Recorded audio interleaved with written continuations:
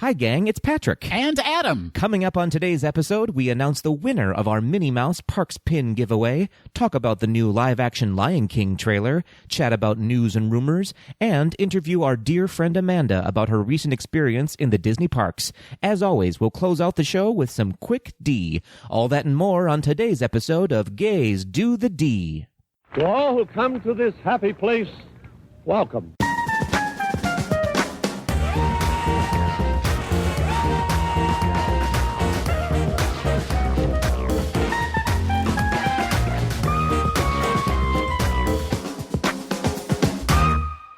Patrick. What's up, Adam? Might I be the first of your friends that you record a gay Disney podcast with? Oh. To wish you a very happy birthday. You may not. You may not. Thank you. Thank you so much. We are recording this on Sunday, November 25th, and that is Patrick's official birthday. It's true. I'm very old now. I was a little old before, but now I'm very old. On a scale of young to Mickey, where do you fall on that spectrum? Oh, Mickey Mouse with a cane, I think. Yeah. No, you're not that old. It's true. I'm not 90. You're 24. Yeah, that's right. I'm somewhere between 24 and 90. Okay. So it's a good day when I didn't wake up and I was 90 years old. Well, I'm sure everyone out there wishes you a very happy birthday. Thank you. And you're just back from Chicago. How was your Thanksgiving? Oh my gosh, Thanksgiving just happened. Yes. It was great. I did. We just drove back yesterday from Chicago. Just a quick 7-hour drive. Did you run into any gangsters down there? I didn't run into any gangsters. I ran into a few turkeys. Oh, did you eat the few turkeys? We ran into them and then cooked them up. No, we did the 8K turkey trot in Chicago. Oh, wow. On Thanksgiving morning. Yeah. So we ran off our food before we ate it, which was great. There was a lot of people dressed up as turkeys. One person dressed up as Gumby, which was strange. Why? I don't know. He was very warm, I guess, because you're running along Lake Michigan, so it's super cold. Sure. But he was having a great time. So that was fun. What about you? What'd you do for Thanksgiving? We just hung out here in Minneapolis. Yeah. My mom and my brother came over. Fun. We had a meal. Oh. We played some games. Unexpected. We had some cocktails. It was lovely. Nice. You're a little hungover still from Thanksgiving. What? Oh, don't talk so loud. Put the martini down. The holidays are over. Speaking of Thanksgiving, Patrick. Yeah. Something happened on Thanksgiving Day. Something miraculous. You know, we were sitting in my aunt's living room, and my uncle was watching the football game, and I was avoiding watching the football game. What? And all of a sudden, in the background, I hear that, and I'm like, what's going on?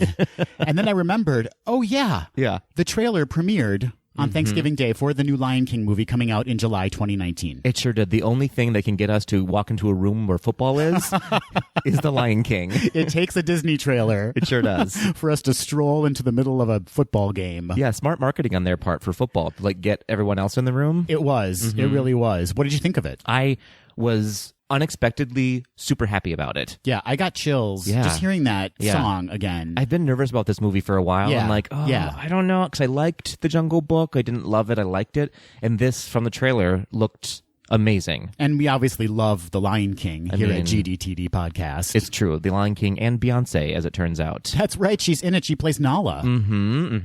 It looked beautiful. I cried a little bit. I laughed a little bit. It was amazing. It looks shot for shot remake. I mean, at least the trailer did. Is it going to be shot for shot remake? I wonder if maybe at least just that opening scene. Right, because it's so iconic. It's hard to mess with that. People are very excited about it, and we just learned that it was Disney's most watched trailer. Wow. Yeah, in a certain period of time, I believe, like in 24 hours, it's the most watched trailer now. That makes sense. I think a lot of people are just super excited about this movie. Who doesn't love The Lion King? And it's going to be exciting to see in the new year where the marketing kind of goes and what kind of glimpses they give us into the film before it opens on July 19th, 2019. I wonder if this will give a little push to The Lion King on Broadway as well, if it'll like up their ticket sales a little bit. It seems like it totally would. Just the brand name recognition alone, people are kind of just reminded, oh yeah, that exists too. We should go see it. It does. It does exist, and you should see it. Speaking of Disney films, Patrick, and when are we not speaking of Disney films? Yeah, it seems like we talk about that a lot on this podcast. Weird. Strangely. Also, speaking of birthdays, Frozen has a birthday coming up. That's right. On November 27th, Frozen will turn 5 years old. 5. When I read this, I was like, it seems like it's been a lot longer. It does seem like, that's a good point. It does seem like it's a lot Most other movies, longer. I'm like, oh my gosh, already? But this one, I feel like I've heard Let It Go 80,000 times, I think. And so maybe that's why it seems like it's been longer than that. We have been saturated with Frozen merchandise, and now there's a Broadway show, and we know that the sequel's coming out next year. I know. That's very exciting. My first trip to Disney World was when Frozen had just come out, so Frozen fever was everywhere, and I hadn't seen it yet. I was like, what is this movie? I don't know. And then I saw it, and I was like, oh, here it is. Yeah. This movie is everything. Yeah, I saw that movie with our friends Paul and Bart, and Bart, during Let It Go, had a moment. He felt things. He let it go. He was leaning so far forward in his chair, and afterwards he just kind of sat back and kind of threw up his hands. Like he knew that was the song that was going to be the song from the film. Yeah, I sat back and just threw up. It was so good. Everything came out of me. I let it go. Everyone else let me go. It was an experience. I have something I need to let go. Uh-oh. Not on the podcast, Adam.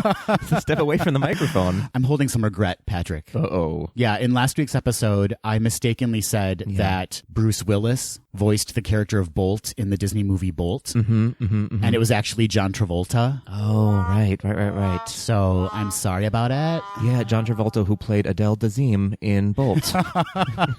Is it too soon? Sorry. No, I don't think so. Sorry, John Travolta. I mean, in my defense, and I always have to defend myself, right? Yeah. They're both bald. Fair.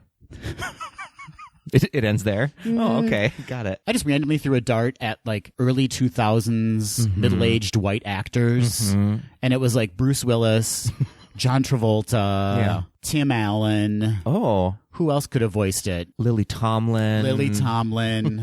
All of the true middle-aged white men out there. Yeah, fair enough. Who were celebrities in the aughts. Well, John Travolta and Bruce Willis were both in Pulp Fiction, so maybe that's where you were going? That is definitely... When I think of Bolt, I think of... Quentin Tarantino movies. Obviously. Don't you? Yeah, of course I do. He is an action star, Bolt is, so maybe all ties in there. And just the violence in Bolt. So much violence. The dark edge it had. The twisty-turny plot line. I believe it was produced by Quentin Tarantino, but if I'm wrong about it, I'll sorry about it next week. Good for you. I think you might need to see Bolt because you're very mistaken.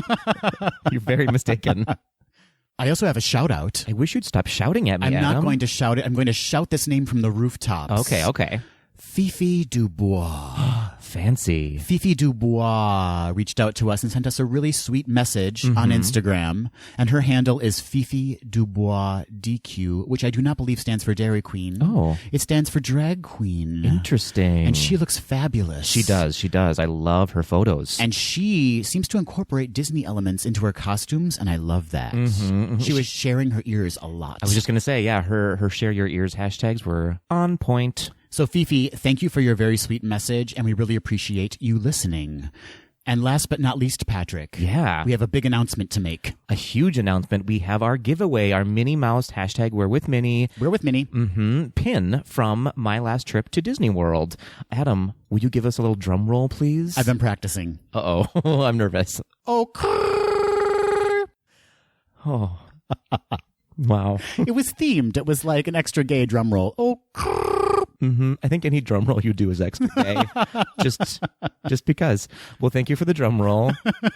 And our winner is at Classically Catherine. Congratulations, Classically Catherine. You won the fabulous Minnie Mouse Disney Parks Collection holiday pin. It's super cute. She's in her holiday dress. You've all seen it because you entered the contest. So Classically Catherine, you're practically perfect.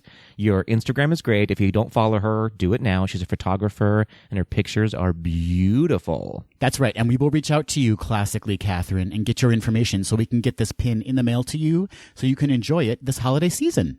As you know, Patrick, coming up in this episode, we have a fantastic interview with our friend Amanda. Oh, I'm so excited. I love her so much. She is delightful, and she's going to regale us with her stories of not only a family trip when she was a preteen, but also her most recent trip and the decades-long break in between and what that experience was like going back as an adult after only having been to Disney World once as a kid. Sort of listening to her speak was why we do this podcast, right? Like, it's just going to Disney and enjoying it as an adult is what we're all about, and she captures it perfectly. And there's some real twists and turns in this interview. That's right. So we're excited to share it with you. But before we do that, we need to dig into some news and rumors.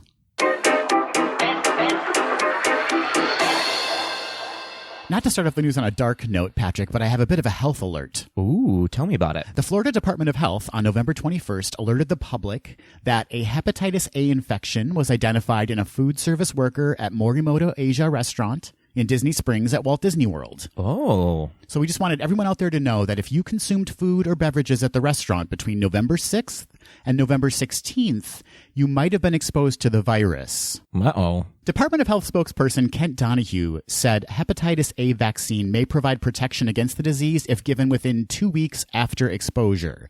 Therefore, those who consumed food or beverages at the restaurant between November 6th and November 16th, 2018, should promptly contact their healthcare provider to receive the vaccination.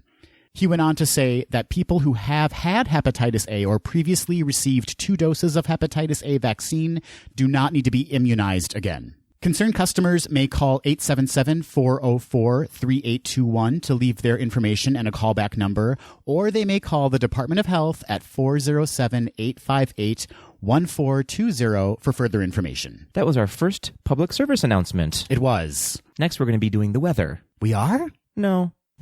Let's bring things up a little bit, shall we? Let's. So originally scheduled to end on November 18th, Disney has decided to extend the hashtag Share Your Ears campaign to November 27th. I love an extension. I didn't think you'd look good in them, but you have great extensions on today. Yeah, just like a long flowing extension. In your beard. That's right. For those of you who don't know, for every public post on Facebook, Twitter, and Instagram of you in your Mickey Mouse ears or any creative ears with the hashtag Share Your Ears, Disney will donate $5 to Make-A-Wish. Previously, their goal was to hit $2 million. Not only did they crush that goal, their new goal is to hit $3 million. That's also my goal. It's fair. It's a when fair am goal. I going to hit $3 million? We need to get 300 listeners first. Oh, okay. Any day now. As I said, every dollar will be donated to Make-A-Wish, whose vision is to grant the wish of every child diagnosed with a critical illness. So get out there and share your ears. To learn more about the campaign, visit shareyourears.org. And to learn more about Make-A-Wish, visit wish.org. We loved seeing all of your Share Your Ears hashtags, didn't we? That's right. It was our pleasure to share some of you sharing your ears. I wonder if Share does Share Your Ears. Oh my gosh, please share. Do share your ears. And I mean Share from Clueless, not Share. Oh, I was thinking share. Well, maybe both of them should do it. Share and Share should share their ears. They should share alike. My brain just melted. Disney's Hollywood Studios in Walt Disney World will receive a new logo. What? This is kind of exciting, but we don't really have a lot of details about it. Well, then why are you talking to me about it? It is for the 30th anniversary of the park, which will occur in 2019 on May 1st. Wow. The logo, however, will be unveiled on January 18th when we're in Walt Disney World, Patrick. What? It's as if they knew. They did know. It's interesting because there's been rumors of a name change for the park for a long time. In fact, people have been receiving email surveys with kind of options that Disney's been giving them, like, what if the park was named this? What if it was named this? Yeah, and they were not great, They were not great. They were very confusing. So obviously the new logo reveal will put all of that to rest, right? Yeah, it's true. It's either going to reveal a new name as well or just a new look. My guess is new look. I hope so. I really like Disney's Hollywood Studios. I think it's a good name. It encompasses everything. So hashtag don't change it. Beginning November 27th, guests can make reservations for Gran Destino Tower at Disney's Coronado Springs Resort. Why, that's this Tuesday. It sure is. A lot of things are happening the 27th. Yeah. Frozen's birthday. That's right. Share Your Ears and... That's right. Wow. Big day. Big day. So Gran Destino, by the way, means great destination. I didn't know that. We learned something today. That's right. I'm all about teaching. The resort is now scheduled to be hosting its first guests in July 2019. The exact date hasn't been announced yet, but I imagine we will know on or prior to November 27th. The new tower will hold 545 guest rooms, 50 of which will be suites, and will sit on the shore of Lago Dorado, which is Spanish for Golden Lake. You're full of information today. Thank you so much. I'm very smart on my birthday, and only that day. Also announced for Coronado Springs is a new restaurant in the middle of Lago Dorado with walkways across the lake for easy access no matter where you are staying at the resort. The restaurant will be called Villa del Lago and is also set to open in 2019. To make your reservations for Gran Destino Tower, you can go to the Walt Disney World website or call 407-WDisney. I have a dream. Yeah, tell me about it. Let's snag one of those rooms. And let's head down and see the new Epcot Forever fireworks late this summer. I'm into it. Have you stayed there before? I have, but it was pre-renovation. So I haven't been able to see any of the new development going on, but I'm super excited to see the results. The new rooms are really beautiful. We stayed there during some of the renovation, and those new rooms, so they're renovating all the rooms around the resort as well as the tower. They're beautiful. I can't wait to see the tower, though. They look like they have a really sleek look, and they've kept things more simple and contemporary. And I also love that they have underbed storage now too, right? Which is like a huge space saver in those rooms. Yeah, it's true. I want to stay there forever. Forever? Forever, ever.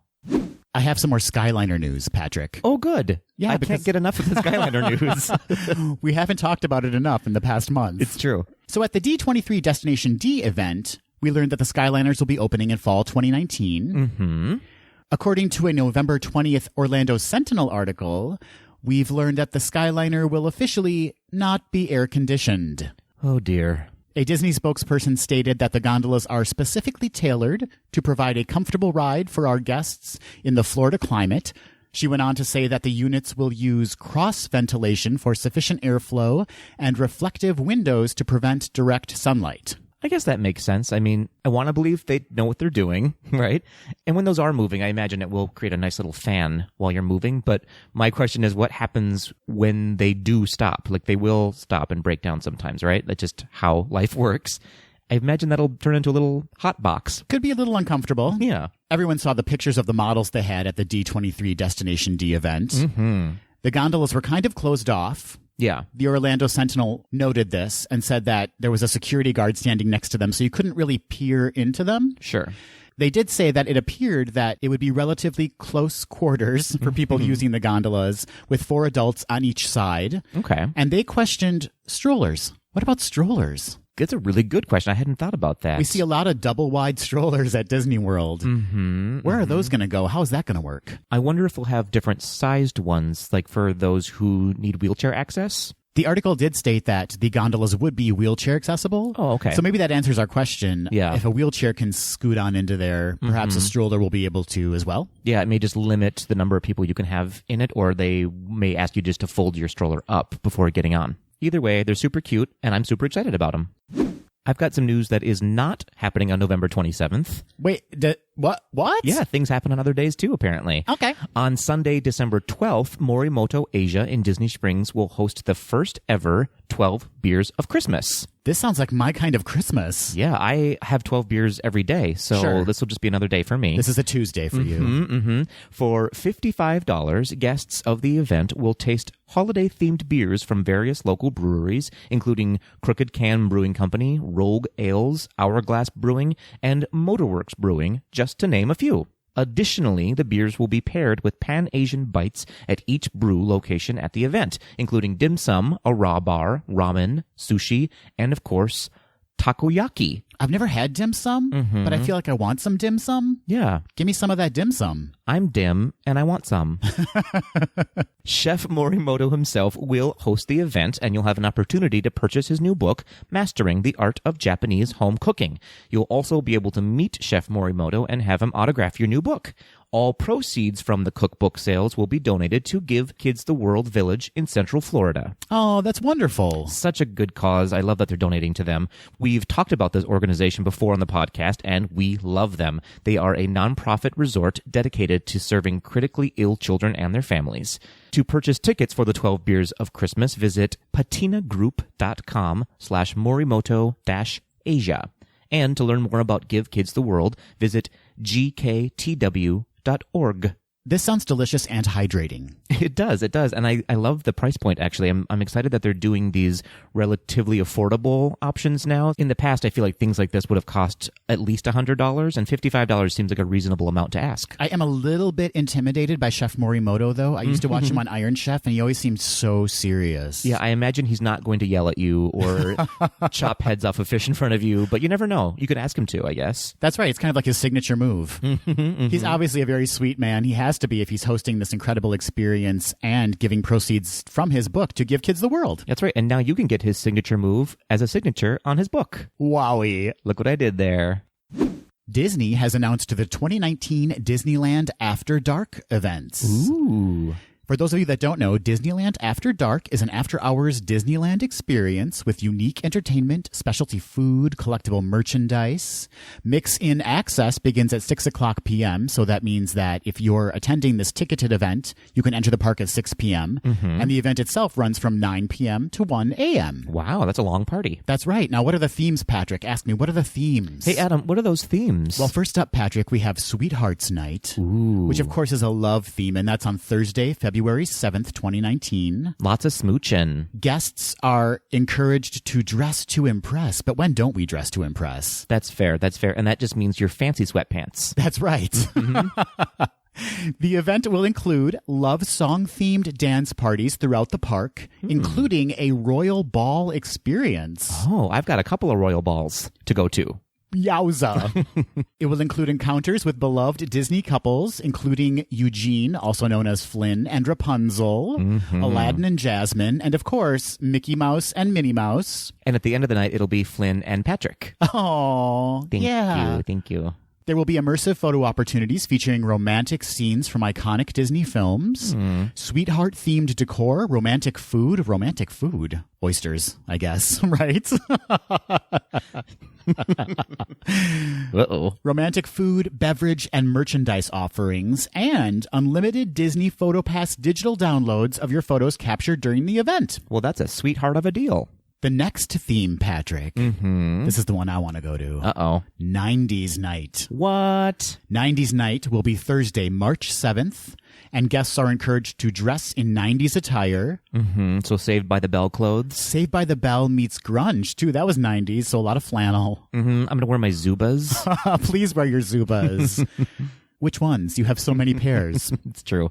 90s Night will include a special 90s-themed fireworks show, throwback musical entertainment, and more. A reimagined Disney Afternoon Avenue with special greetings from favorite Disney characters from the 90s and interactive photo opportunities. Wow. So I'm thinking like DuckTales? Woo. Maybe some Tailspin? Probably some Tailspin, right? I hope so. There will be decade-inspired food, beverages, and merchandise, of course. And there will be a commemorative fanny pack. Oh, my gosh. Which I want right now. Yeah, I'm going to need that. I haven't even seen it. I want it. Nope, I'm making a trip. And unlimited Disney PhotoPass digital downloads of your photos captured during the event. What a fun idea. I love a good theme, and this sounds like a great one. Can you imagine just walking through Disneyland with 90s music blasting? Some LaBouche? Yeah, a lot of saxophones, solo saxophones, I imagine. Tickets go on sale Tuesday, November 27th for Disneyland Resort annual pass holders and Wednesday, November 28th for the general public. Now, how much are these tickets? $1,000. They're only $99, Patrick. What? Doesn't that sound like a fun night? That sounds like a great night for $99. I mean, that's like no small change, but it's a pretty affordable price range for something extravagant like this. Parking fees are not included in the ticket price. For more information, visit Disneyland.com. Adam, I know you're a big NASCAR fan. A huge NASCAR fan. I mean, all those cars. And the NAS. And there's a circle they drive around. We know so much about cars. Speaking of, new details have been released for Lightning McQueen's Racing Academy at Disney's Hollywood Studios. Now, this I'm a fan of. It's true, and you can probably learn about cars when you go there. We might need to take this academy. So guests will enter the theater, which features a 2-story wraparound screen. Lightning McQueen will appear live on stage and share his stories from his racing circuit. Special guests, Toe Mater and Cruz Ramirez, will also make appearances, though it hasn't been released yet if they'll be live on stage or will appear via screen. More details will be released as we get closer to the opening date, which is set for spring of 2019. The fact that we know that Lightning McQueen is going to be quote-unquote live on stage makes me think like cool animatronic type thing. Kind of similar to what they have at Radiator Springs Racers in Disneyland. Sure. But I'm wondering if the friends they mentioned just kind of show up on the screen around the theater. Exactly, yeah. Lightning McQueen did have an appearance in the old Lights Motor Action that was at Disney's Hollywood Studios. Oh, I didn't know that. Yeah, so that'll be fun. And I think he did some appearances there as well. So I imagine that'll be the same car that they use. But who knows? But it sounds like it's going to be like a mix between Turtle talk with Crush, and then sort of that circle vision that happens in the Canada Pavilion. Do you know what I'm talking about? Yep. So I think it'll be really exciting. And a 2-story screen sounds daunting. I imagine if there's a racing sequence, you're going to feel that sitting in that theater being surrounded by those screens. It's going to be intense. Yeah, I'm excited about this. I'm not the biggest Cars fan, but I think this will maybe push me to watch the movie again. This is, of course, just a small part of the reimagining of Disney's Hollywood studios. Mm-hmm. There's so many new attractions coming online. It's really a fascinating time to be a Disney fan, especially with that park in particular. It's true. Lots to see next year. Patrick, I have a rumor, and I'm going to keep talking so that you don't have time to do an Adele impression. Rumor has it. Adam, it's my birthday. I can do whatever I want. You're right. Adele impressions all day. Rumor has it. So our friends at Walt Disney World News Today website had an article last week that I thought maybe you and I would want to talk about. This is really interesting to me. Okay. So we know that the fleet of 12 Mark VI monorails in Walt Disney World need an overhaul. Oh, boy. Yeah, in January 2018, Monorail Red's door opened while the train was in motion. Terrifying. In June, Monorail Lime windows were popped out after guests experienced a power outage, and it got real uncomfy in there. Oh, dear. Just last week, we saw that Monorail Green's door fell off after a motorized scooter struck it at the Grand Floridian. My bad. Oh, that was you. Shh, don't tell anyone. It's How just between dare us. you. Well, the current fleet was established between 1989 and 1991, which means that they've been in service for 27 years. Me too. No other fleet of Disney monorails has been kept in service past their 20-year design life. Oh, boy. Earlier this year, internal sources and even Imagineer Bob Gurr, who had previously worked on the monorail system, stated that a new fleet had been ordered from Bombardier of Canada? Bombardier, eh? Bombardier. That's my Canada joke. Eh? I appreciate You it. have to end it, eh? I'm not really sure how to pronounce this. Bombardier? I'm going to go Bombardier because it sounds more international. They are the same company that built the current Mark VI trains for Walt Disney World, and one of only a few companies in the Western Hemisphere with the capability to build mass transit class monorails. Wow. Now, here's where things kind of get interesting. Okay. So there's this new reporting system called the International Financial Reporting Standard, which took effect in January 2018.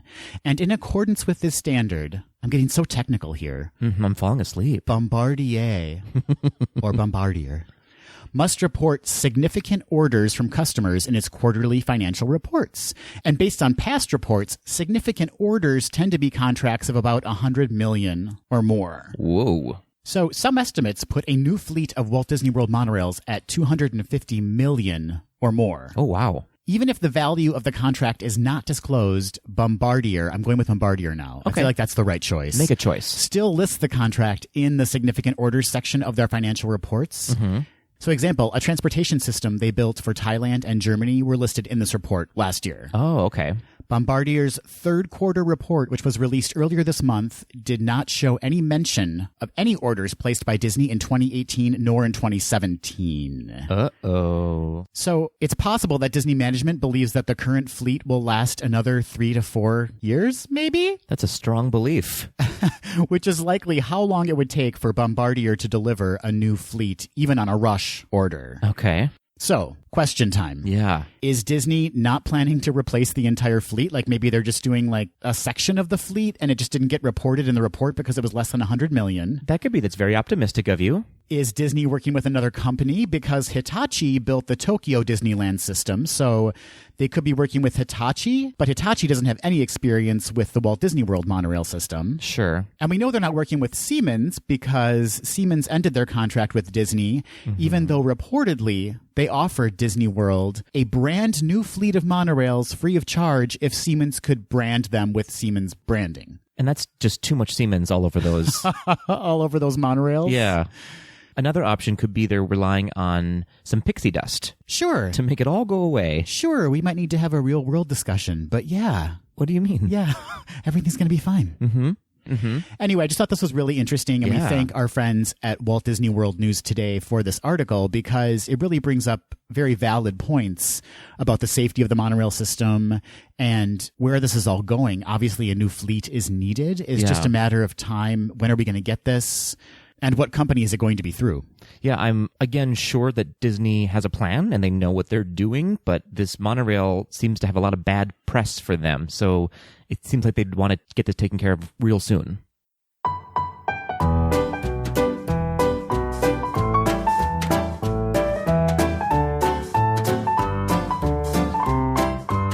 Adam. Patrick. Might I introduce you and our audience to the amazing, the astounding Amanda. Amanda, it's so nice to meet you. JK, we've known each other for years. It's true. Hi, gents. Hi, it's so nice to have you here, Amanda. Thank you so much for having me today. You recently returned from a trip to Disney World. I wish I had not returned. Oh, we all feel that way. She's mentally still there. Yep. And we thought it'd be great to have you on because we want to hear all about your experience because you had not been for several years, right? Let's take it back. Yep. What's your Diz-story, Amanda? Give us your background in Disney. My background in Disney is actually kind of accidentally glorious. Okay, I like that. That's also the title of your autobiography. Coming out in June. So the last time I was at Disney World was when I was 12 years old, 12 years ago. And my parents decided to take us on our very first family vacation ever. So it was the two of them and my sister and I. And we went to Florida to visit Orlando right as the Grand Floridian was opening. Ooh, that must have been a magical time. Yep. And we stayed at the Grand Floridian. My parents decided to just, at the time, it was a little bit of a splurge. Not so much as it is now, I hear. Yes. But, yeah. So we stayed at the Grand Floridian and it was our first experience in the parks. Day one, we went to Magic Kingdom. And as we got up to the gate, a gentleman with a clipboard stopped us. And he said to my mother, Get out. Get out. What are you doing here? Yeah, that's right. And that was it. He said, "Where you have a beautiful smile." And, we all kind of went, "Oh." And my mom said, "Thank you." And he said, "Where are you from?" "Iowa." And then he said to us, "Would you like to be the grand marshals of the Disney World parade tonight?" What? And we all kind of went, "Sure," not really knowing what that meant. So he gave us some information and he said, "Come back to this place at this time this evening." And so we went, and I can tell you, if you want to hear more about the day, it was magical. But then that night we came back and they put us in the convertible at the front of the parade, and we led the whole parade through Magic Kingdom, waving at people in our convertible. It was amazing. I'm so mad at you right now that you got to do that. It was really unbelievable. I think we can probably just stop this interview because how can you top that? No. You can't. Nope, that's the only story anyone ever needs to hear.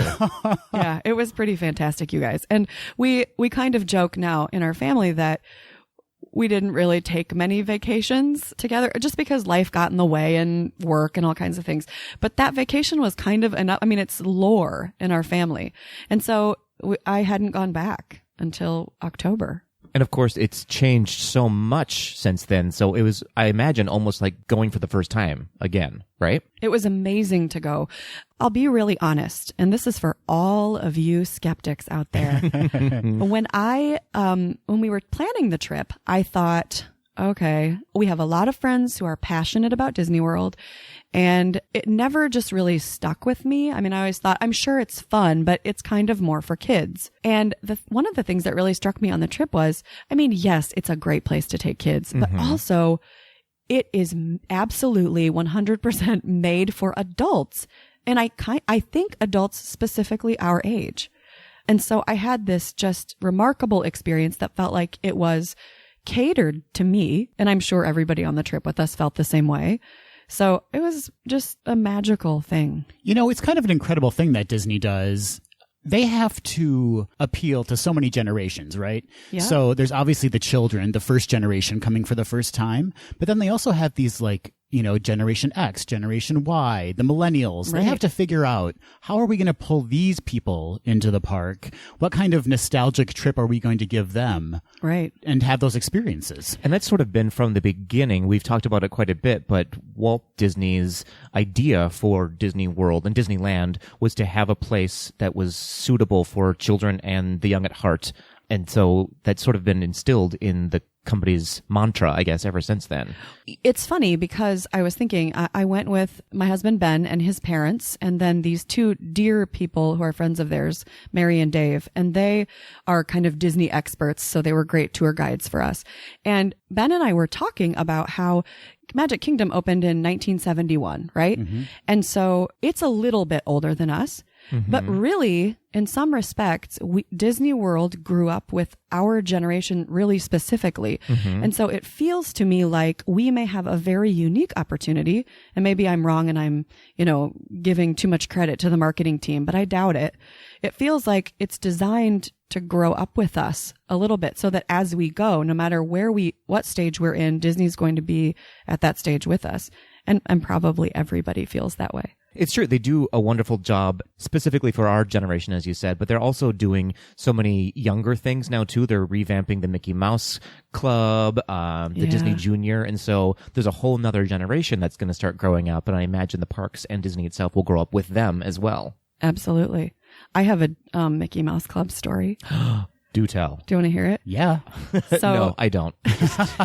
I'm okay.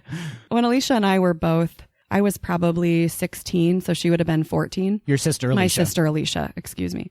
We got a call from somewhere. I can't remember how this happened, but somebody wanted us to audition for the new Mickey Mouse Club, which was the, Fred and Moeva and the Mouseketeers. Yeah, we're talking about the Britney Spears Justin era. Timberlake, We are, Christina Aguilera, Ryan Gosling, Baby Goose. Yep. So we went in for a photo shoot. We had to submit videos. We had to sing. We had to do all this stuff. You may be shocked to hear that we were not cast. What? I mean, as members of the Mickey Mouse Club. Wouldn't that be amazing if you were secretly on that show and we never knew it? If I was and then if you look at years 19... Take a peek right behind Christina Aguilera and you'll just see me. And she comes out and she's like, yo, I'm Mandy. And she's like, they made you call yourself Mandy because with an I. That would have been a killer right there. Nope. Deal breaker. An eye with a Mickey Mouse above the eye instead of a dot. The swoop eye. Yeah. Yeah. So that was kind of cool. I mean, it was an honor to be considered. You're an almost Disney celebrity. Thank you so You're much. I will take Disney that. adjacent. I will take it. Disney adjacent. Mm-hmm. I like it. So how did this trip come about? Who was the first person? Because you had not been in several years. Well, you had not been in over a decade. Yep. And did that? I love you. Is that nice? That was great. It's a nice soft mention. Perfect. So you had not been in a long time. And when's the last time your husband, Ben, had been there? Do you recall? He went when he was in high school, I think on a choir trip. And it was your mother-in-law and father-in-law and their friends who suggested this trip.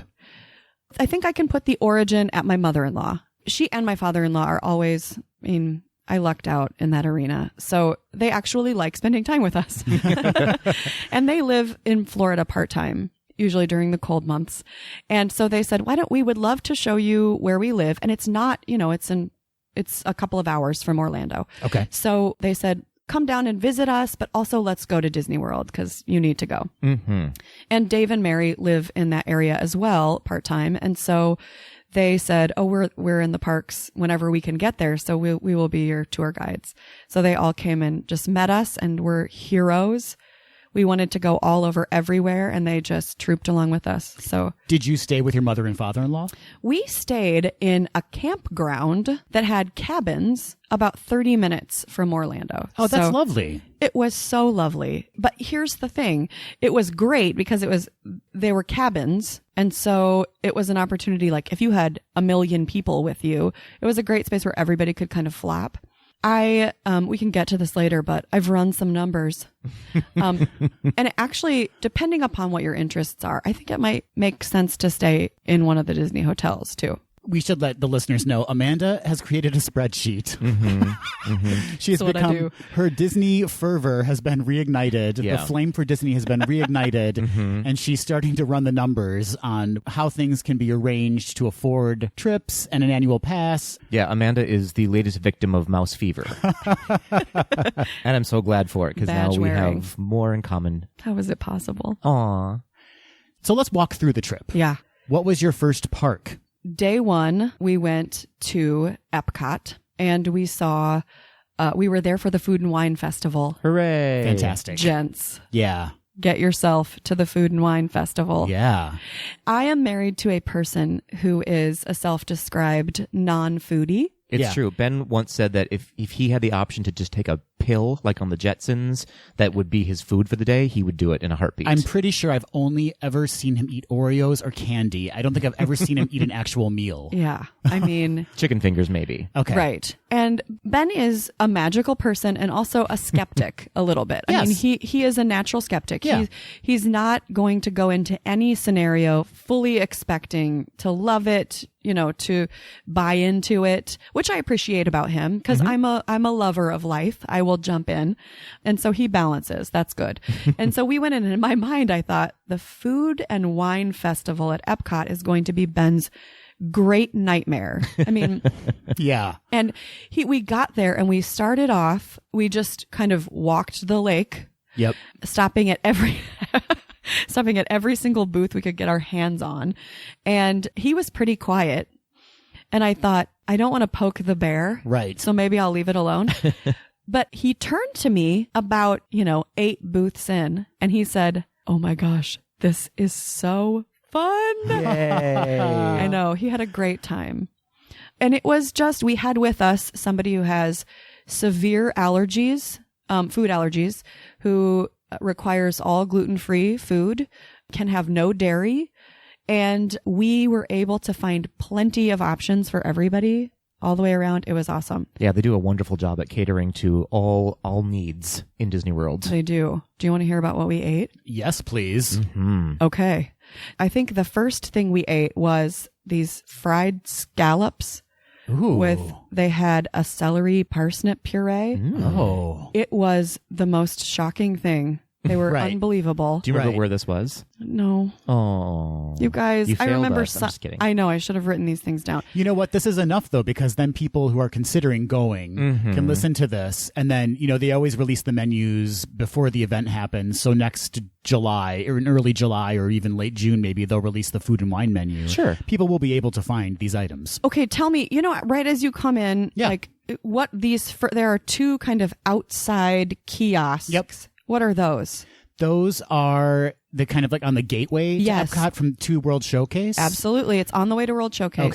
Okay. That's all I know. It's like some kind of gateway booth. That's where it was. Okay. It wasn't a country. Yeah, so for Food and Wine, they set up multiple countries beyond what are actually there normally in Epcot. Okay. So it may have been like Hawaii which is not a country, I know that, but or Ireland or something like that. Okay. Ireland is known for its scallops, guys. Yes. Known Delicious for it. scallops. That Irish scallop stew. Delicious. In Thailand, they had a curried beef with rice dish yeah. that was out of this world. Yeah. Everybody go get that. In Brazil, the pork belly with black beans. I'd heard about heard, this, yeah. yes. It was amazing. Yeah. Absolutely delicious. And I just want to do a little callback to a previous podcast. We ate it on a trash can. Oh, yay. Yes. Heavenly. Trash tables. Hashtag trash tables. It was so hot that week. It was in the hundreds. Yeah. And so I thought, the Food and Wine Festival. I'm so excited to try all the wine. But it was so hot that I didn't want to. Yeah. Yeah. Yeah. Nothing like a deep Cabernet on a 100-degree Oh, boy. day. Yeah.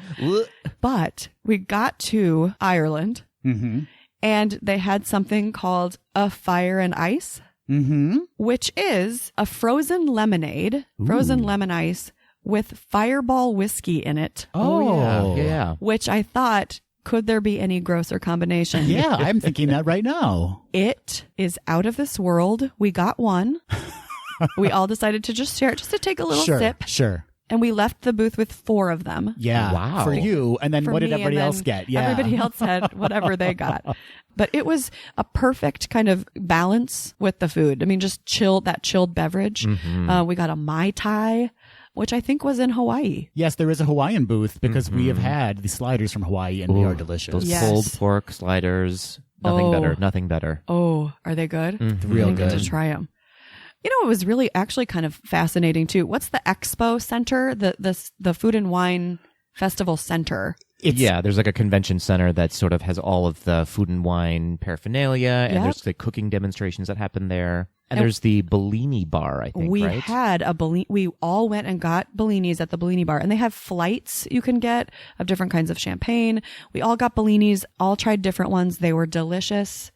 And it was like, what a wild, I think the great genius thing about the Food and Wine Festival is you're walking and you're eating and you're chatting, and the portions are fantastic. Yes. You never feel like you didn't get enough food, but also they're managed. Yes. So we ate for hours. Yeah, and absolutely. never felt like it was out of control or that, we were mixing palettes or anything like that. It was great. You can easily manage your food intake with your booze intake at Food and Wine so that you're always maintaining just the pleasant buzz.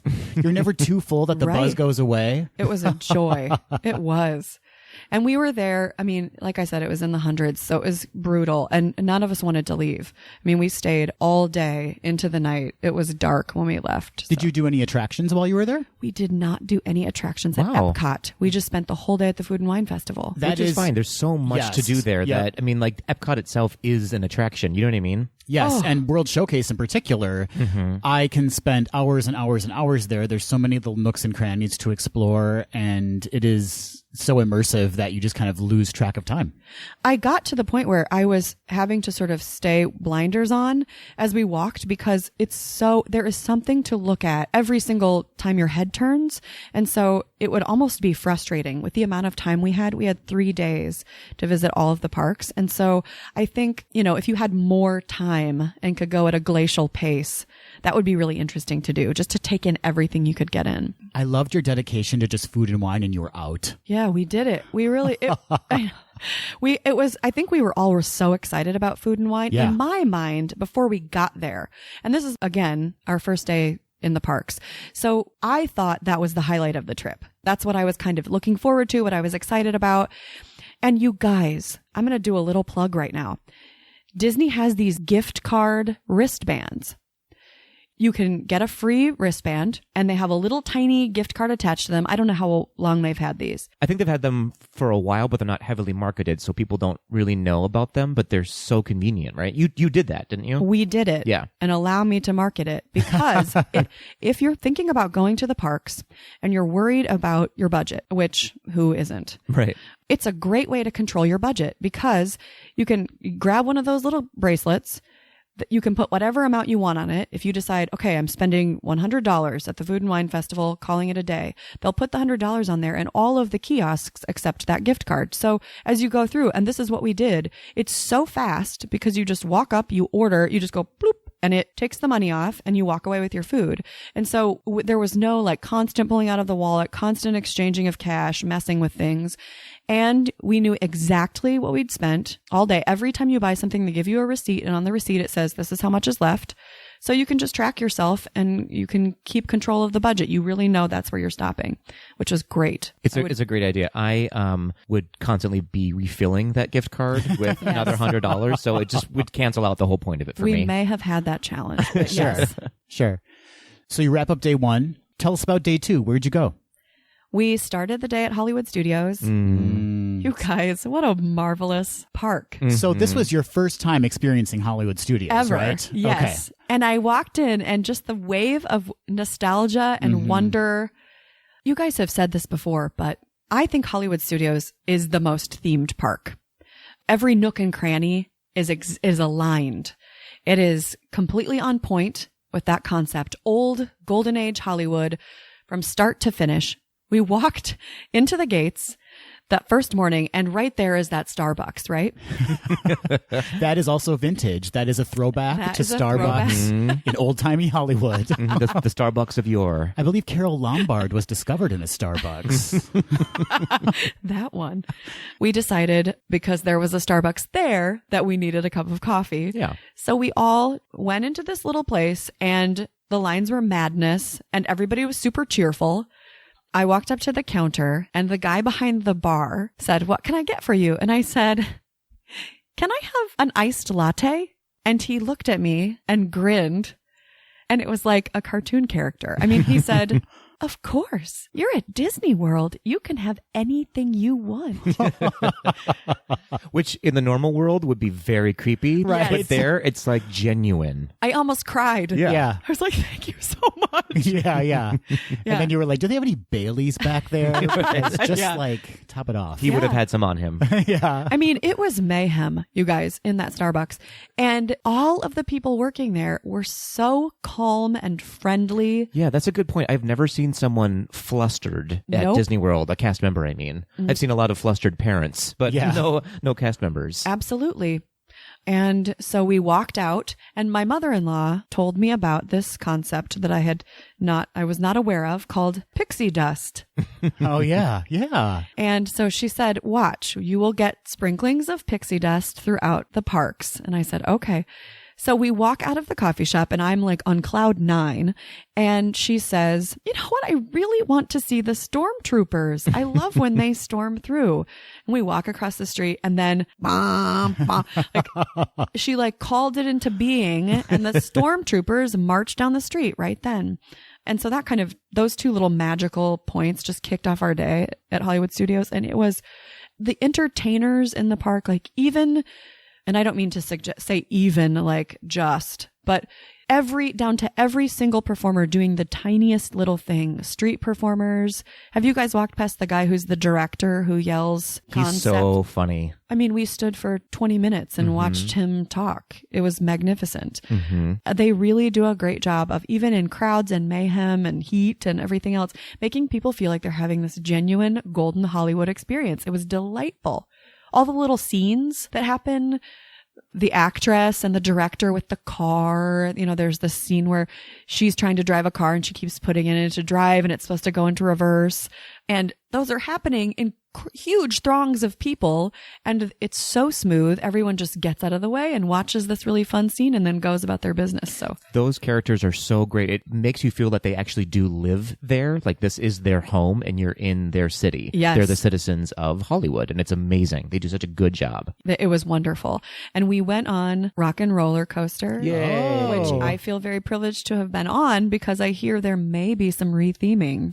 There may be some retheming in its future. Ooh. Yeah. And I was, again, I was approaching this with a little bit of cynicism because, okay, an Aerosmith roller coaster, alrighty. And it was a complete hysterical blast. Yeah. I happened to be, just because of placement, sitting next to a teenage boy who was probably, 13 or 14. And he was not ready to be impressed. And we got on it and it blasts out of the gate. And what does it hit? 60 miles an hour? 60 miles an hour in 3 seconds, I think it is. Yeah. Something like that, yeah. And it paused for a minute and he turned and looked at me and he was like, dude. It was so great and so fun. Are you a coaster person in general? Do you go on a lot of roller coasters? I love roller coasters. And That surprises me about you. I don't know why it does, but I love that you go on coasters. I love them. Amanda is the person in the park who you're like, I want to go on this ride. And she's like, great, I'll sit right next to you and go on this ride. Like, you are ready for anything in the parks. I will do it. I love them. I think because also I never felt one tiny frisson of discomfort. Sometimes when I'm at other theme parks that will go unnamed, I feel some technical discomfort just about the mechanisms. That bolt looks a little loose. Yes. Yeah. Or it doesn't seem like anyone's really paying attention when they press go, And here I was telling the people we were with, I felt like no matter what experience you put me through, I am in for it because I know that attention to detail has been paid. So all I'm going to do is relax and have a great time. What were the other rides you experienced while you were at the studios? We went on Tower of Terror. Oh, yeah.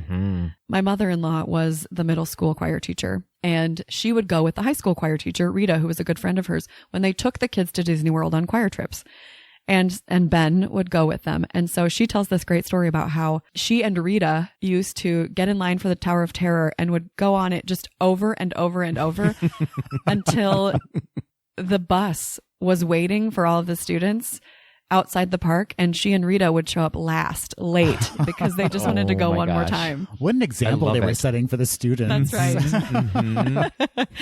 Well, and it's apparently a little different. There have been some changes to the ride since Ben was in high school. So, and it was if you ever want to have the time of your life, go on Tower of Terror with Ben TG. Oh. He screamed like a child. I can't even imagine Ben's. I don't have any concept of what Ben screaming would be like. It was like it's scream laughing. It was hysteria. Yeah. I mean, and I was so delighted by the whole thing. It was nauseating and just terrifying and awesome. Yeah. And it was a blast. I love that ride. They do such a good job of you never know what's coming and when. You're like, is this the drop? Is this the drop? Right. When's it going to happen? And then it does, and you're still like, what is going on right now? And how many times have I been on this ride? And yet every time when the elevator cart leaves the first kind of elevator shaft, I'm like, can this be doing this? And can it still function properly? Dropping me and like lifting me up and down. Right. Yeah. The mechanics and the theatricality behind that ride is just top of the line. Oh. I love it.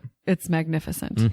Yeah, we had a great time. And then we had a fast pass to Beauty and the Beast. Oh. And that was fun. Yeah. It's funny. I had this kind of unraveling, and I don't need to go into it too much, but because I think everybody listening to this probably gets this. When we walked into Hollywood Studios 2, my mother-in-law was talking to someone who said to her, she said, "Oh, I think I'm past that in my life," or something like that.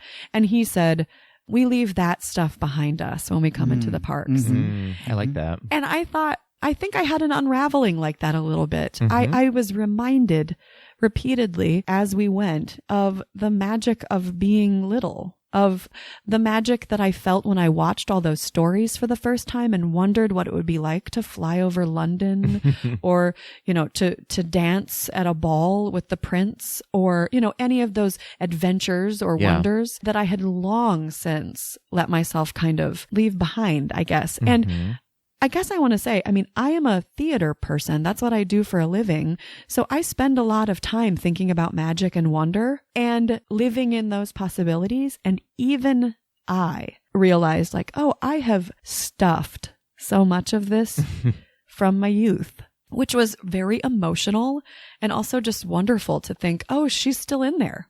And I feel like that's maybe an experience most of us have when we go through the parks. One of my favorite things to do is when the stormtroopers come out is watch these grown men and women lose their minds. Like they forget that they have children with them. Yeah. Because this is something that they grew up with and they've always fantasized about meeting a stormtrooper or being in Star Wars, and it happens to them. And it's almost like they really believe that these are stormtroopers and they are in Star Wars right now. It is so magical to see. I love it. Absolutely. It was magical. And we wandered over to Toy Story Land, and my mother-in-law had pixie dust again. And she said, and she just kept doing this the whole trip. She said, I've really wanted to see those green army men. I want to see them move through. And a lady who was working in Toy Story Land said, it's a little more rare for them to come through, and it's so hot today. Who knows? And not 2 minutes later, they marched through right in front of us so she could watch them, disappeared through this little hedge, and that was the end of it. It was amazing. Your mother-in-law is the Blue Fairy. I have more examples of this on the trip. She did the same thing in the Magic Kingdom too. Amazing. Yeah. I was going to say it's more like your mother-in-law is the living example of, what was that book where you put the thought out into the universe and then it comes back to you? The Secret. The Secret. She had a vision board with her. She will be delighted to hear that. Here's what I want to know. Yeah. What did you eat in Hollywood Studios? So we had lunch at the Brown Derby. Oh, iconic. It was iconic. Mm-hmm. We walked in and we had, go ahead and judge us because we'd planned for a long day, you guys. We were doing Hollywood Studios during the day and then heading to the Halloween party at Magic Kingdom at night. Oh, wow. That is a long day. Yeah. Yes. That's a lot. So we had on our Mickey Mouse trick or treat t-shirts. All of us, same shirt. Yeah, why not? And the lady at the desk when we checked in said, I like those shirts. Come with me. And so we walked around the corner and she put us in this first central round banked booth right inside the door that was the most comfortable, gorgeous, quiet, cool spot. So we sat there for about an hour and just relaxed, had some drinks, ate some great food. Perfect. It was lovely. And what a great place that is. Yet again, just sticking right to the theme. You never felt like you left the world. Did you leave straight from Hollywood Studios to Magic Kingdom for the Halloween party? We sure did. Oh my gosh, troopers. I would have needed a nap. No, you came correct. We went straight through. Yep. Oh my gosh. You did it Patrick style. Yeah. Never stop. If you stop, you're going to stop for the rest of the day. That's right. Well, and we were by design far enough away that it was all or nothing. There was you cannot go back to take a nap. That's fair. That's an excellent point. Yes. So we just did it. And I was really glad because we felt like we had pretty limited time. So just making use of the hours. So we headed over to Magic Kingdom and I had a magnificent time so far, to be clear. Yeah. We walked through the gates and I lost my mind. I was so weepy and I texted Patrick right inside the gate and said, I'm ridiculous. I mean, I'm losing it. It was just the most wonderful, warm, magical thing. I felt like a lot had been going on recently, and I realized it was the first time I was kind of letting go a little bit, just completely letting go and not worrying too much. And I think everybody with me was having a pretty similar experience, actually, even though some of them had been to the park recently. So we were there for the Halloween party, for Mickey's Not So Scary Halloween Party, and it was a blast. We walked through and they gave you a bag with some candy. And then all through the night, as you were riding or visiting things, stopping by places, you could go to these specially allocated places for candy to trick or treat, or just randomly, there would be somebody standing outside a ride who was just there to hand out candy. So we had our share of treats. And they had this really fantastic option for our friend who was gluten-free and dairy-free and all kinds of things. I love that. They said, just head on over. They gave her a voucher. And then we went to guest services and they had this complete bag. They said, don't worry about going stop to stop. Here's your full bag. And they gave her a full bag of candy that was totally designed for her specific dietary needs. They were super sweet about it and friendly and excited for her. And so she felt, I know, and she told us this, that she felt like she was really taken care of, that nobody felt like she was being a burden. Yeah, and it's so seamless, too. Oh. If you play your cards right, you can literally leave with hundreds of dollars of candy. I mean, from that party. Absolutely. BYOB, bring your own bag, because they let you do that, and you can just load up. Absolutely. With the good stuff, too, like the peanut butter Snickers, those new ones, that they're so good. I love them too much, maybe. They are amazing. So the Halloween party is obviously its own event, but of course the crowds are lower. They only let in so many people, so that means you can get onto attractions really easily. So what attractions, Amanda, did you experience? Listen to me out there in podcast land. Everybody go to Mickey's Not So Scary Halloween Party. Every year of your lives, go. It was remarkable. It still felt pretty packed, but not crowded. Right. There was plenty of room to move, and we got on every single ride we felt like getting on. You know, some had pretty extensive waits, but nothing we weren't willing to take. Nothing was like an hour and a half. Right. I mean, it was easy peasy. And we got on the Seven Dwarfs. Mine Train. Mine Train right away, which Ben declared to be his favorite ride of our time. I am shocked. Yeah, me too.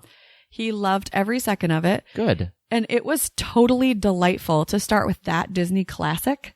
Felt like, okay, this feels like, you know, toward the beginning of my own Disney World journey or Disney journey. So that is like next generation animatronic experience, when those faces with like the screen behind the face, that kind of articulation is incredible. Amazing. Yeah.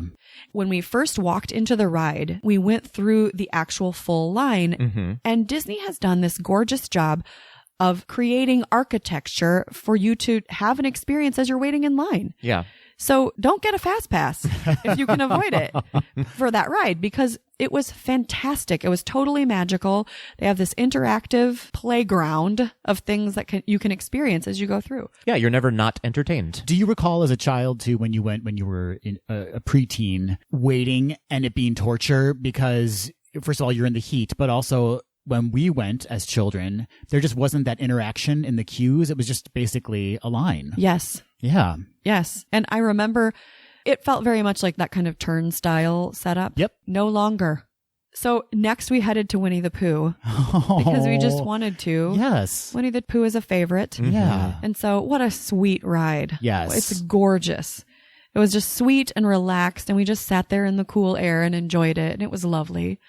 And I kept thinking, oh, I wish we had everyone in our entire family here with us. And then we headed over to see Ariel. You went to the Voyage of the Little Mermaid. We were on the Voyage of the Little Mermaid. It was delightful. I will say the queue for that ride is 13 miles long, I think. It's a full half marathon to get to the ride itself. But again, you are experiencing things. They have interaction going on. You're walking. You know what they do so well is that you never see so far ahead of you. Right. There's only like so far you can see, so that you're never really aware of how far back you are or how close you are to the attraction. Mm-hmm. And gents, I did not wait. We went straight through it. Oh, yeah. That's the best. It was amazing. That's the best. I love that ride. I'm a storybook ride enthusiast. Yes. A lot of people are like, that's a kiddie ride. Nope, it's a Patrick ride. I love them.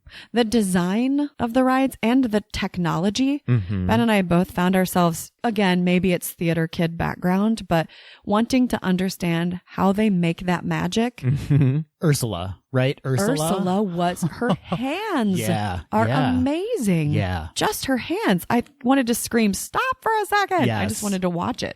Yeah. Okay, so then we went to Peter Pan, Yay. Oh, classic. which I think I'm going to call it is my favorite. And the reason is not because it's a thrill ride or, some profound adventure, but because it is such a nostalgic ride for me. Mm-hmm. I had a lump in my throat from the time we started the line, and then talk about fascinating queue experiences. Yeah, the queue for that ride is almost better than the ride itself now. It's a remarkable. Yeah, it was just recently redone, or several years ago it was redone. Mm-hmm. It is so gorgeous. Yes. The interactions with Tinkerbell and every once in a while, Peter Pan, shadows, all of the little things popping out of suitcases. And I mean, it was magnificent and totally magical. And I kept finding myself, I'm a grown human trying to touch her, trying to touch Tinkerbell as she flitted past. Yeah. So that ride for me is akin to seeing Cinderella's Castle for the first time in the park. Like that feeling is just so nostalgic and warm. I love it. And flying over London, you cannot beat it. What a magical thing. I could talk about rides all day. We went on Big Thunder Mountain. Yes. It was a blast. And that one scared Ben, which was really fun. Oh. And we went on Splash Mountain. My favorite. Yes. And here's kind of where, for me, the Halloween magic started. Yeah.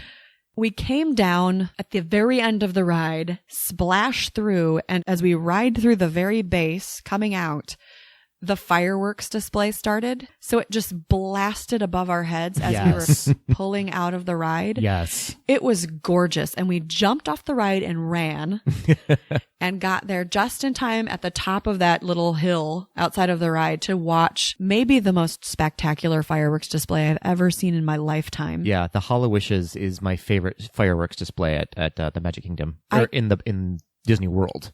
I was gasping for breath the whole time, and it's 360 degrees. It was amazing. And one of the kind of perks of, I think, all of the special parties, but I know Mickey's Not So Scary Halloween Party, is that there are live characters who pop up on various rides. So at the Haunted Mansion, there were characters who were performing live scenes outside, which was so fun. And when we went on Pirates of the Caribbean, which I think might have been my favorite spectacle ride. Yeah. Sure. Yeah. We're riding along, seeing various forms of Johnny Depp. And Ben goes, oh, look, a real person. And I look up on the bridge as we're going under the bridge. And I said, that's not a real person. And Ben points at him and he goes, oh, all right, you caught me. And it's this guy who's in a pirate costume. And he just cheers with us and talks to us as we go under, which I hear is specific to the parties. It is. Yeah, they just added that this year, in fact. So you are a lucky one to have seen that. It was really, really fun and just kind of added to the festivity. And we went to then the Hocus Pocus show at midnight. Oh.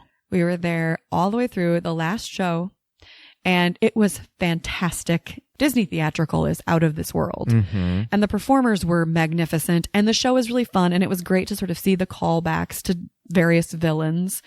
And they did a great job of consolidating that into a concise, 20-minute show, right? Yeah, it's real quick. It's very quick.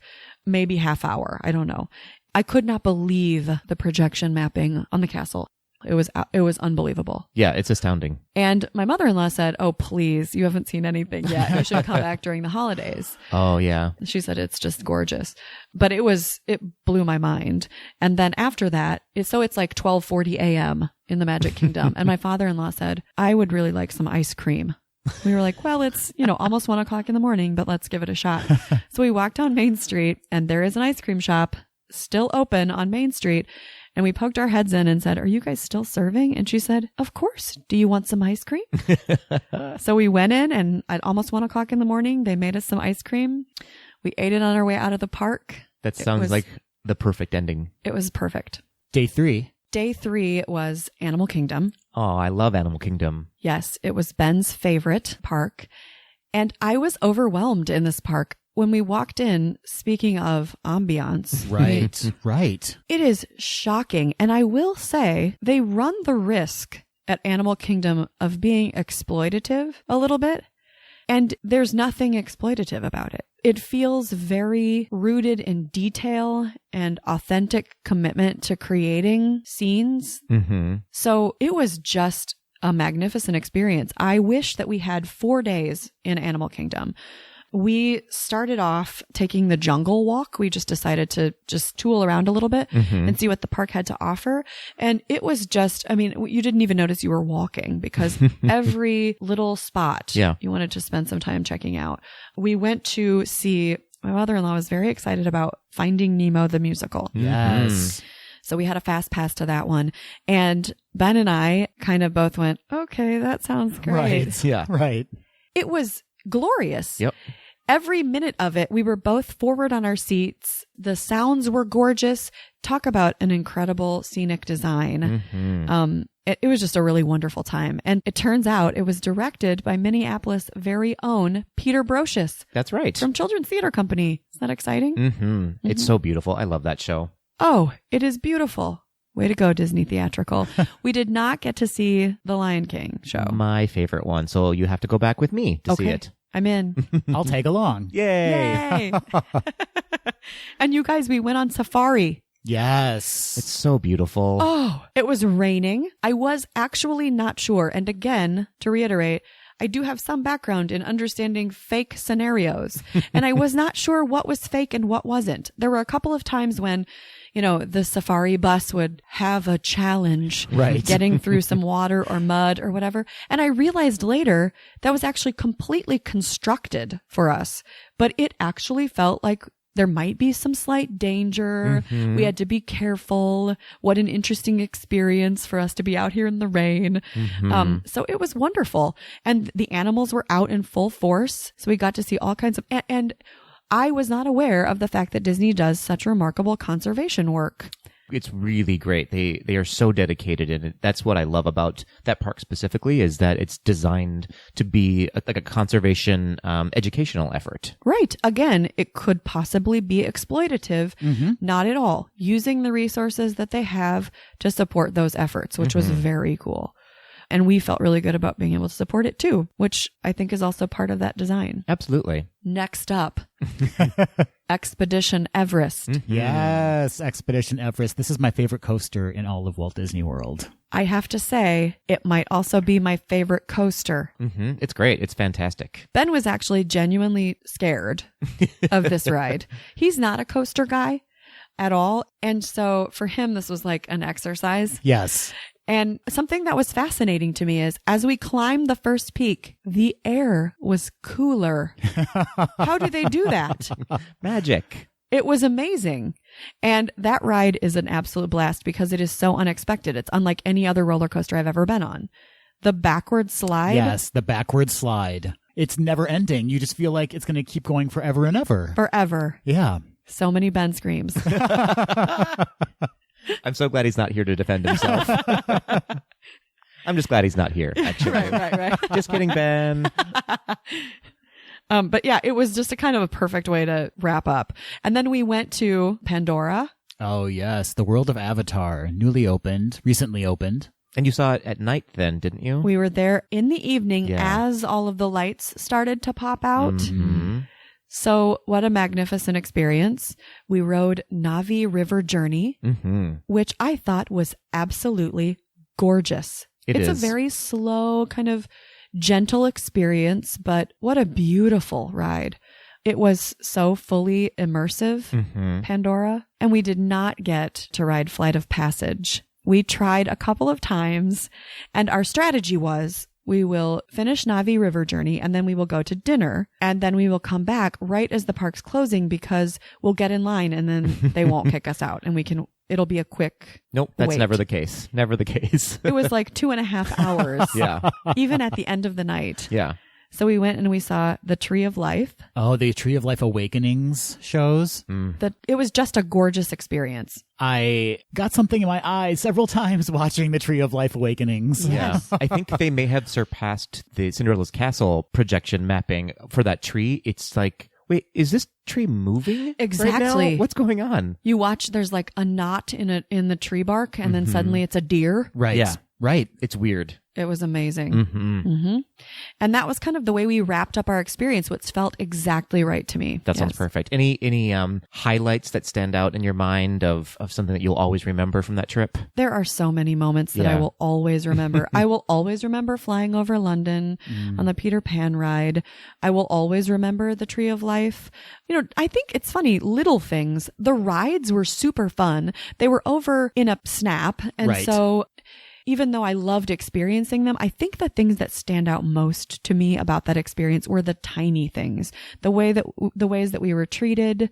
I didn't tell you about this when we were at Epcot, but we did have a chance to go on Frozen because a woman walked up to us in the park while we were just standing there and chatted with us for a little bit. And Darla and Addie's friends, like I mentioned before, Mary and Dave, were with us. And Mary said, these are our friends. We brought them to the park. They haven't been back in a long time. And the lady said, well, would you like to experience Frozen? And she said, yeah. And the lady said, you have 6 fast passes waiting for you. And so we just walked over and got on the ride. I'm going to Disney World with you from now on. Apparently you bring some magic with you. Is it Amanda or is it Amanda's mother-in-law? I don't know, but one of you is a witch and I'm into it. Okay. And here's the thing I actually will remember, you guys, for a long time. We were shopping at Mickey's Not So Scary Halloween Party. Before we went to see Hocus Pocus, and we were just in a shop, and I didn't bring this up because it was a tiny moment, but I won't forget it. There's a bank of windows behind the cashiers, and we're checking out with some merchandise. We may have purchased some Disney merchandise. It happens. Oh boy. And my mother-in-law said to me, you know what I really wish we'd seen? And I said, what? She said, in the parade, we never saw the Headless Horseman. And I said, oh, you're right. We didn't. She said, oh, that's the only thing I wish I'd seen. 30 seconds later, through the bank of windows, the Headless Horseman blasts by. And we both screamed in the shop when it happened. So it is your mother-in-law. We've just yeah, it might be Addie. Yeah. So to sum up, and this might be too big of a question, I don't know, but I think if anybody can answer it, it's you. Because you have a way of really getting to the heart of things. What does Disney mean to you now that you've been back as an adult? And what will you carry with you now because you had that experience? I think one of the things that we learn as we go through life is that being an adult means keeping ourselves in check. It means controlling our emotions, and it means navigating the world in appropriate ways and leaving ourselves at the door when we go to our offices. And I think one of the things that Disney reminds me of is that bringing your full self into any experience is actually more of a gift to the people around you than approaching adulthood like it has all kinds of narrow channels you have to navigate. That coming into a space with joy and with the expectation that you will have a good experience, with a sense of magic around you that anything could happen and that we are here to support and cultivate adventure for each other, is a better, fuller way to face the world. And a lot of those stories are about that, are about finding yourself, about facing adventure with courage and with dignity and bravery, and also allowing yourself to be terrified and allowing yourself to be delighted by things. And so I guess for me, the lesson was, don't forget. I always think about in Peter Pan, who is it? Does Wendy say to Peter, have we become a pirate, Peter? And I always think of that in my head whenever I think like I'm about to snap at somebody or about to, reprimand somebody for something tiny or be small about something. I always think, yeah, that's so true. Like we, as we navigate the waters, we do have to just be aware that what we bring into the world enriches other people and gives them courage for adventure too. So I felt like I could go back again and again and again and have a very similar experience with the people around me in the park who were also loving it and were then having warmth toward each other and generosity. So I don't know. That's a lot. I talked a lot just now. That was a beautiful, beautiful sentiment. And like everything we want to say, you just said and wrapped up just perfectly. Thanks, guys. It was the neatest time. I hope shameless plug, but I hope also what this kind of work means to people who I told you this before we started the podcast, but I suffered when we drove away from the parks. I mean, almost to a comical level. I was so, you have to enter into gratitude practice after you have the opportunity to go to Disney World because it's no small experience and it's no small expense. So to be able to go is a privilege, right? But when we left, it was like, I just wanted that to be the magic always. But I hope you know that things like your podcast extend that experience for people, that I get to go to work in the morning and listen to the podcast and I feel like, oh, I remember that, or that's something I'll see next time I'm there. And it extends into also the philosophy of Disney and the way that Disney company impacts the world. So that's just such a cool gift to make people's experience extend. So thanks. Well, thank you. Thank you for saying that. Thank you so much. Don't edit this out, Adam. Before we wrap up, I wanted to extend a little magic your way, Amanda. You had been talking about these marshmallow Rice Krispie treats that you had in the parks, and you've been looking for them ever since. And I brought one home with me for you. No, you did not. No, you did not. Here it is. Ta-da! No, you did not. Of course I did. I am the happiest. This is a dream come true. Folks, I got online yesterday to purchase from a site and have sent into me these marshmallow treats. Get yourself some of Minnie's Bake Shop marshmallow treats. They're so good. This is amazing. You've truly made my week. Yay. Thank you so much. Well, you made ours by being here today with us, so thank you so much. A pleasure. I love you both.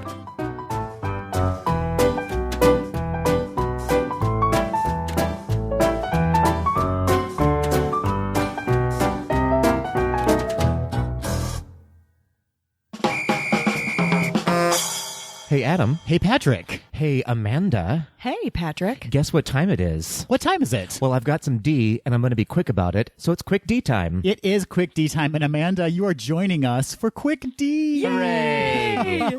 For anyone who doesn't know, Quick D is where Adam and I, and now Amanda, will ask a question that we've not been privy to prior to this episode. So, Adam, Amanda, are you ready for some Quick D? Can't wait. All right. I'm going to slap you with 2 hours in the Magic Kingdom. Okay. And you have to do one thing you've never done there before and eat at one place you've never eaten before. What are you going to do and where are you going to eat? Go.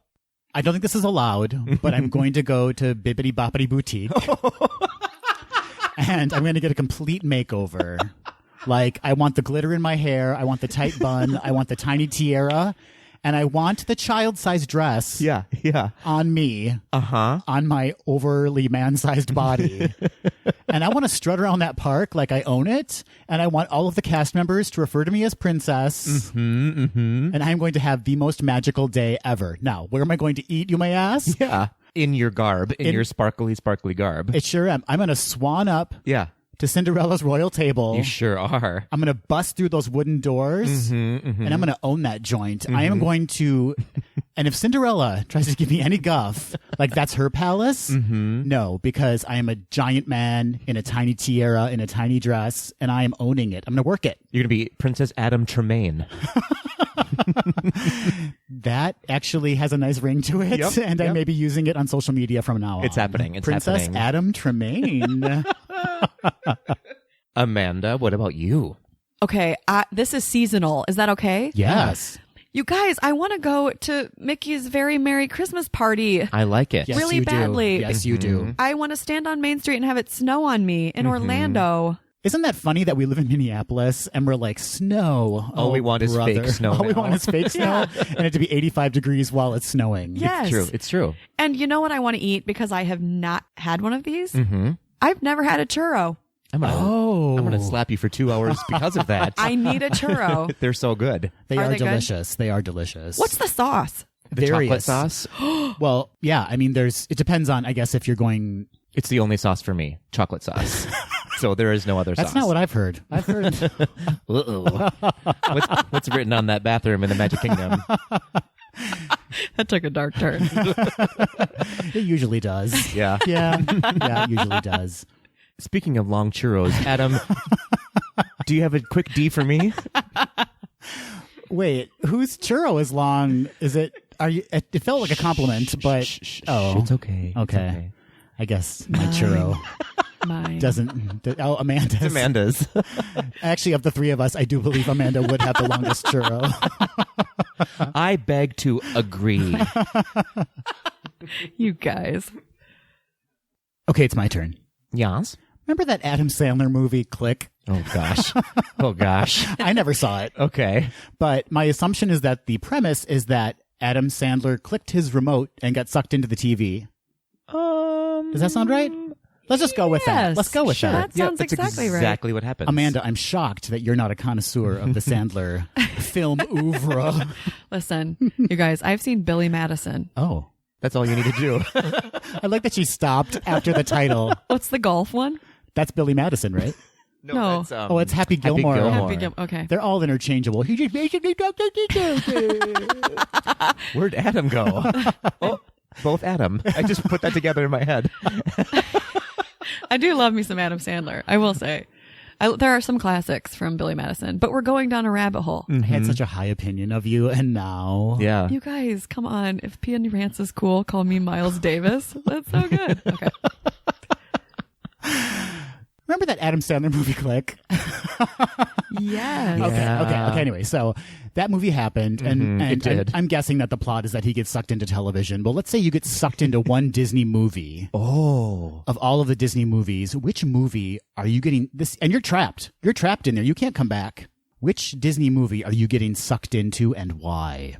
This is an easy one for me. Oh. You will not be surprised. I'm getting sucked into Peter Pan. Oh, yeah. Here's why.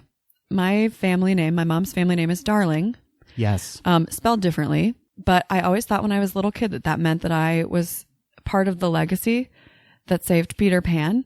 So I feel like I want to go into Peter Pan. Aw. And now you're clapping your hands for us fairies. For you, fairies. We do appreciate that. Thank you. Listen, for the rest of my life. Aw. What's my answer?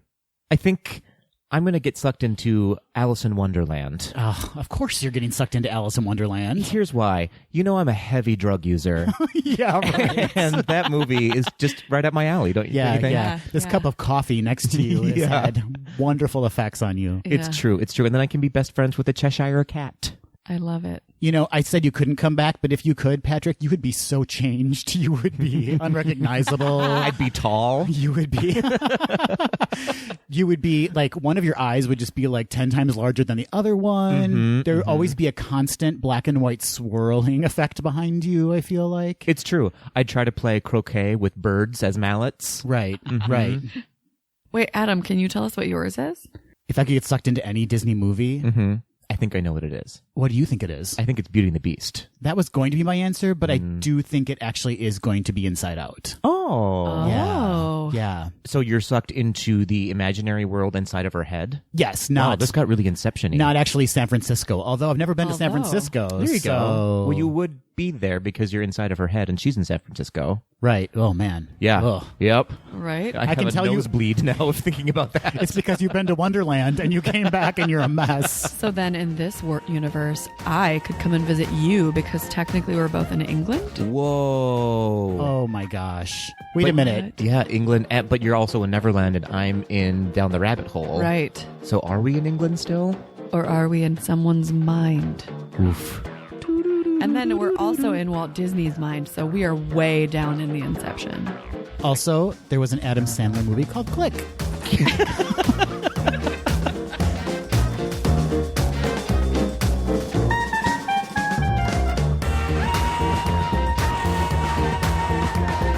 That will do it for this episode of Gays Do the D. Thanks for listening. Ratings and reviews are greatly appreciated and help people find us on Apple Podcasts, Google Play Music, Spotify, and Stitcher. Continue the conversation after the episode on Facebook, Instagram, and Twitter at GDTD Podcast and on our website at gaysdothed.com. Submit your questions or show ideas to info@gaysdothed.com. Have a great week, everybody. See you real soon.